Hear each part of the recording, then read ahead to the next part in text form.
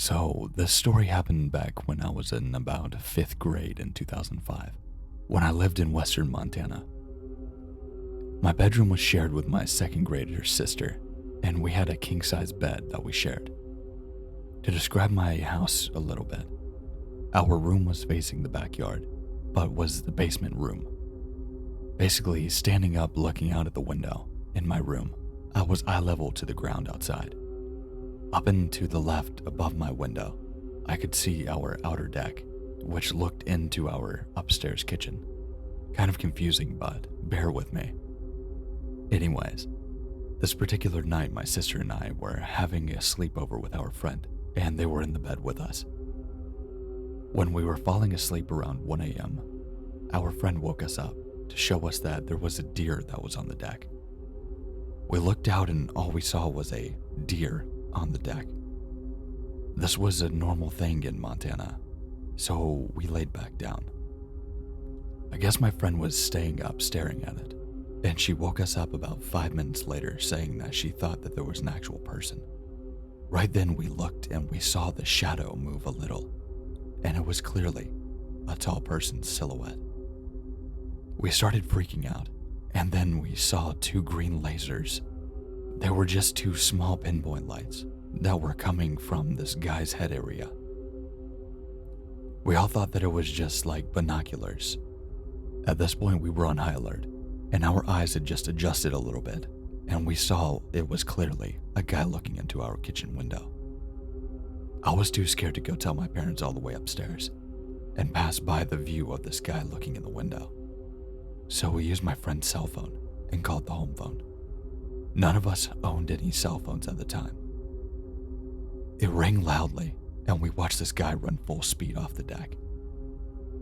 As soon as he ran away, the 3 of us ran screaming upstairs and told my dad. He called the cops and they searched the streets, but they never found the guy. Now, here's where things get weird. So just 2 weeks earlier, the town's police station sent around notices to our neighborhoods telling us that a person of interest and dangerous sexual predator who had warrants out for his arrest had been spotted in our area. A tip had said that he was staying with a family member 3 streets down from us. I remember this because I remember my mom, who was a bit paranoid, drove us by the address of the home on the notice one time and made us very aware that this was going on and would not let us ride our bikes outside during this time. I remember looking at the house every time we drove by. Turns out, maybe 3 months later, the same man was apprehended for a kidnapping and abuse and murders of 2 children and killing their family in Idaho, only 2-ish hours away from my house. In some of his interrogations, he confessed to his stalkings of kids by watching their houses at night with what? Night vision goggles. The same green lights that we saw that night. I also one time found an obscure website that had some of the writings where he was discussing living in Montana at various times. It also discussed that right before killing this family, he was searching for children to kidnap. We were the same ages as the kids that he had kidnapped. Disclaimer: I have no proof that he was the person looking at our window, but the evidence all adds up to me, down to the timeline and area that I lived in at the time. I won't go into the whole detail of his crimes. They are all over the news, and you can read about them. I've researched this guy in depth. He has alleged encrypted diaries of his crimes and filmed the tortures he committed. So, I consider myself blessed. Hopefully he stays locked up so that I have to never meet him. I know this may also fit in the serial killer sub, but since this was partly my experience, I thought I'd share it as well.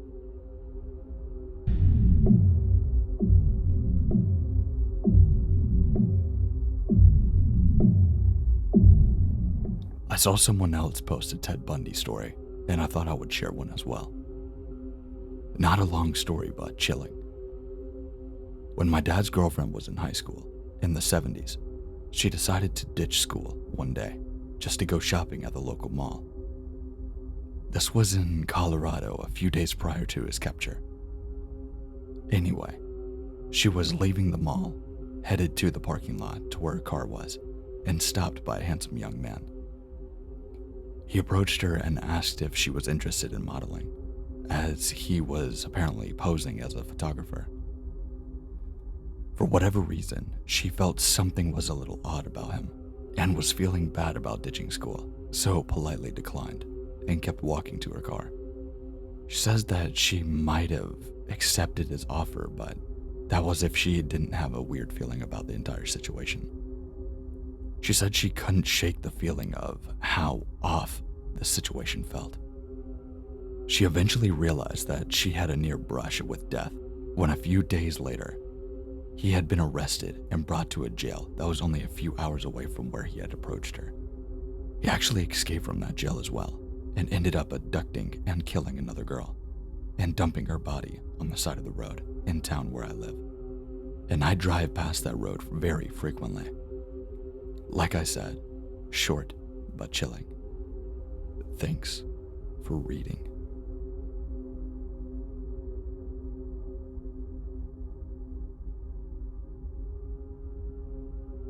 I am a female who lives in an apartment complex. This evening after dark, I went downstairs to meet the delivery driver in front of our complex. I went out via our patio gate to get to the front. When I came back the same way to get back inside, I noticed a man, white, maybe late 30s, holding a bottle of wine and a bottle opener, standing inside the gate by the door entrance, watching me intently. It struck me as strange right away when I noticed. I had just come out of the very same door 5 to 8 minutes ago, and I had not seen him there.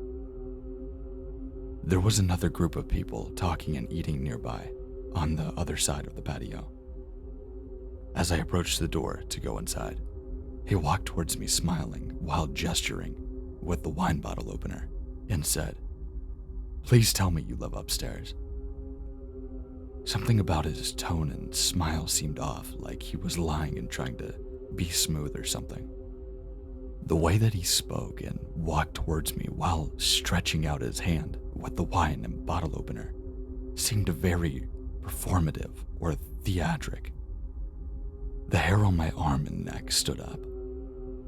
I said, "Sorry, I don't live here, I'm just visiting." He said that he lived here and forgot his key. I let him in the door into the lobby area and told him the concierge at the front lobby could help him. He looked forlorn and sullen, yet subtly annoyed, all at once, and slowly came through the door and started towards the concierge. The front entrance where the concierge sits does not require your key to enter. When residents forget their key, they usually just go straight to the concierge via the front entrance, or they call a roommate or neighbor or their emergency maintenance line. A resident would have to get a new key right away and to be able to get upstairs and get back into their apartment without a roommate. If he was visiting a resident, they would have given him a key to get back up or let him up. He could have called them or used the concierge desk phone in the lobby to call them. The concierge also has residents' phone numbers. I didn't want to be paranoid, but my instinct just screamed that he was not a resident and not invited by the residents. I think he wanted me to let him in on the elevator with me so then he could access someone's door. My roommate was pretty creeped out when I told her what happened. She said it kind of reminded her of something Bundy would do. She thought he sounded like he was trying to charmfully guilt trip me into letting him in, or possibly just getting him to the elevator and either gain access to someone else or, worst case, something sinister to me. Whatever his intent, his tone and demeanor creeped me out. And that's why I don't let people in.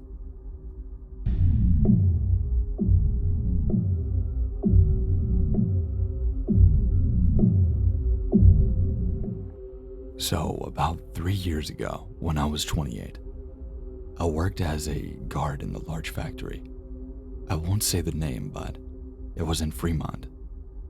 I worked as a security guard, but mostly checked in on the visitors and helped people who forgot their badges by issuing temporary ones.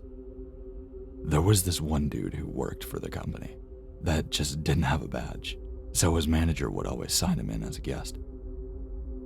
This was against our policy because clearly he wasn't on board, meaning that he didn't go through any full background check process. We felt since his manager was coming in to get him a visitor pass every morning, we had nothing to really worry about, and plus we saw this dude every day. One day he asked for my number, and I didn't really feel comfortable in giving it to him. After badgering me for a while, he wrote his number down on a napkin and asked me to text him. I didn't text him. A week or two goes by, and he walks out for a lunch break and tells me to text him right now. I knew he was going to come back, and I had to let him in, since he didn't have a badge, so I felt the pressure to text him. I don't remember everything that he said verbatim, but he was trying to get me to go on a date with him, and I let him know that I don't date people that work with me. There were a few more exchanges, and then he said something really weird, that he was going to get me one day. I didn't think much of it. Still have the text on my old phone, but the screen is broken. One day my supervisor texts in our group chat if we know where this guy is. He always sat in the break room next to the pillar watching something on his propped up phone.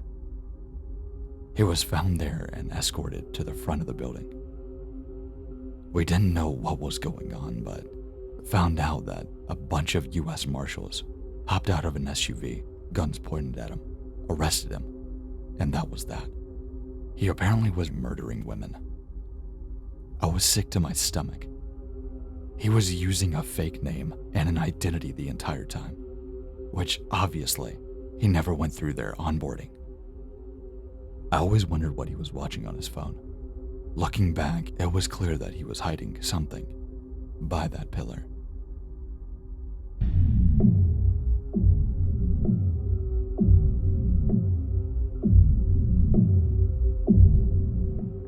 I was living in Asheville, North Carolina at the time. I hung out at a local coffee shop all of the time. The day I met this guy was like any other. I went into the cafe, ordered my coffee, sat down to read the local I Wanna, when an older man came up to me and asked if he could sit down. I had always gone in there to meet new people, and usually I went with the younger guys. But I thought, what the heck? I said yes. He sat down and started asking me questions. Where did I work? Where did I live? Did I have any relatives, etc.? Of course, during this discourse, I asked him questions and found out that he was a traveling salesman who traveled I-40 from Ohio to Asheville. The last question he had asked me was how old I was. When I told him, he couldn't believe me. I looked a lot younger than I was. At the time, I was 29, but looked like a teenager. Part of my quiche was just showing people my ID, and I showed it to him too. As soon as he saw it, he said, "Thanks for the chat," and got up and left. I didn't think anything of it until I went to get another cup of coffee. The guy behind the coffee bar asked me if the old man was bothering me. I told him that it wasn't anything that I couldn't handle, and thanked him for his concern. The next night I went to the strip club with one of my on-again, off-again boyfriends that had just opened up to a town over. My boyfriend asked me if I wanted to go to the strip because somebody had offered the manager $500 for me to strip. I didn't want to, but was pretty interested to find out who it was that was going to be paying me that much to strip. Coincidence or not, it was the same guy from the coffee shop. I was creeped out. He came up to me later on that night and started talking to me about how many people he had killed in Vietnam, especially young women and children. I was really creeped out then and edged away from him and found another group of friends to hang out with and made sure that I was never alone. He didn't try anything though, he just left. I kind of freaked out, but didn't really do anything about it.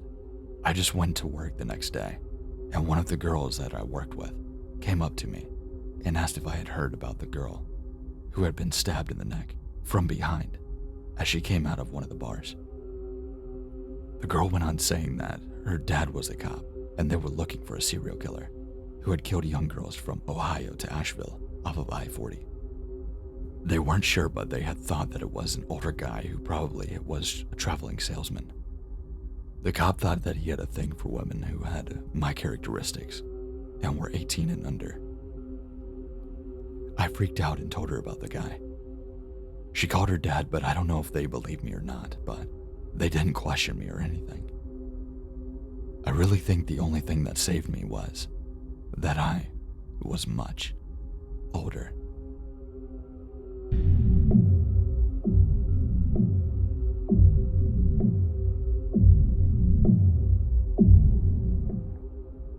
Thanks for watching. I really hope you enjoyed it.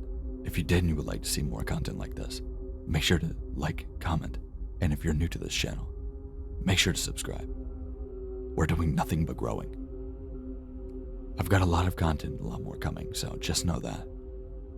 It's been kind of a wild week or so because, well, I mean, I've been out of town and I've had everything like ready to schedule and everything, but finally I'll be back on my regular schedule, hopefully, as long as nothing else detrimental happens.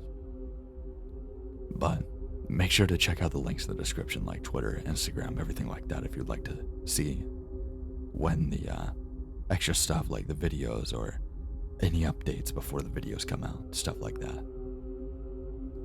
But with that being said, stay safe, stay scary, and I'll see you in the next one.